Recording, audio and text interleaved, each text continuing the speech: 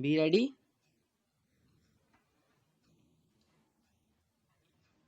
5 seconds. Start. Mr. Vice Chairman, the Labour Commission has to be congratulated for the elaborate report it had written and its approach to the subject of tribal welfare. It is necessary for me to direct the attention of the Ministry to the fact that there is a great difference between questions affecting the scheduled castes and the tribes. The case of scheduled tribes is a peculiar one. They have peculiar modes of living. They have peculiar ways and means of carrying on their trade. They have their many dialects. They are practically separate from the scheduled caste and from the general public. So, their problem is not an easy one. It is one of the most difficult problems. Allotting money, laying out schemes is necessary, of course, but the implementation of these schemes is more necessary. They live in hilly areas. They live in far away, and I am afraid with the little experience that I have, I can say that very few people take the trouble of going to places which are not easily accessible, and therefore the advantage and comfort that they should derive from those employed to look after them is not what it should be. My submission is that this problem really does acquire particular attention, and the first thing on which I wholeheartedly concur with the Commission's report is that there should be separate commissioner for scheduled tribes. As I have said before, the problems of the scheduled caste and those of the scheduled tribes are different. The scheduled castes are backward. They have been suffering from a number of disadvantages, but they are very much similar to the backward people of our own country. But these scheduled tribes are very much different. They have their own customs, ways and manners, and they have their own laws. The greatest difficulty is the dialect. In an area of about 100 kilometers, 10 different dialects are spoken, and one cannot carry on conversation with the other. So, a separate commissioner is absolutely essential. Again, a separate department for tribal welfare is also necessary in all the states where a large number of the scheduled tribe people stay. In addition, there should be periodically checking of the work done. What happens is money is not spent. It is left over and the places are not visited periodically.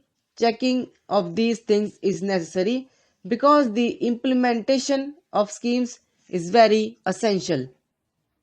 There should be a scheme by which the people of scheduled tribes should mix with others. We should not make a pocket of the scheduled tribes. They feel absolutely cut off. They are confined at one place and they hardly meet the people of the plains. I am talking of the people of the hill areas.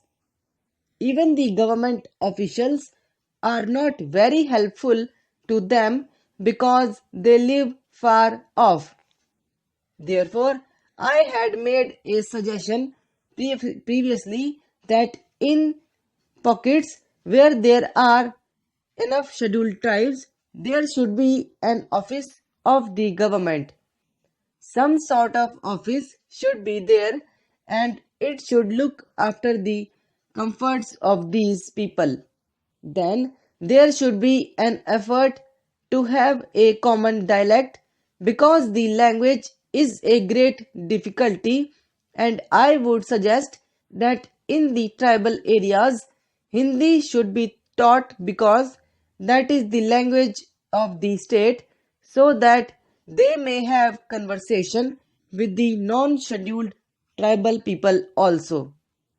They feel having been kept apart, absolutely separate from the other people, and if this goes on, all the money that we could spend will not be properly utilized because we will have a pocket which may become a headache later. In the tribal advisory councils, non-officials should predominate.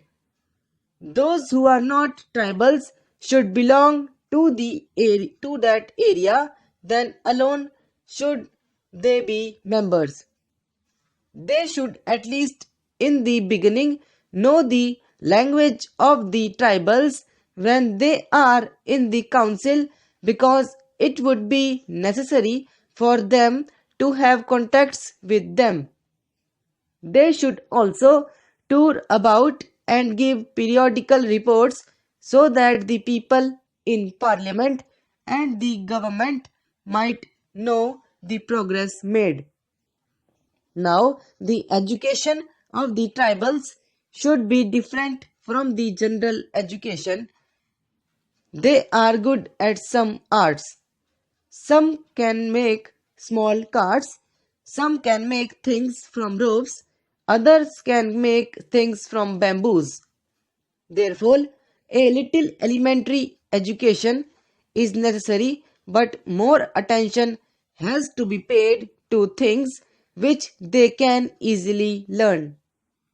It is no use giving them the old stereotyped education.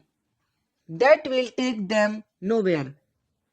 They should be given the education which suits their temperament, to which they can easily respond. So, my submission is that this aspect should be considered and kept in view. Again, in the tribal areas, there is a great scope for the development of horticulture and cash crops. Growing of wheat, rice, etc. only will not help. It is necessary that attention should be directed to the fact that crops fetch enough money for the people to sustain themselves.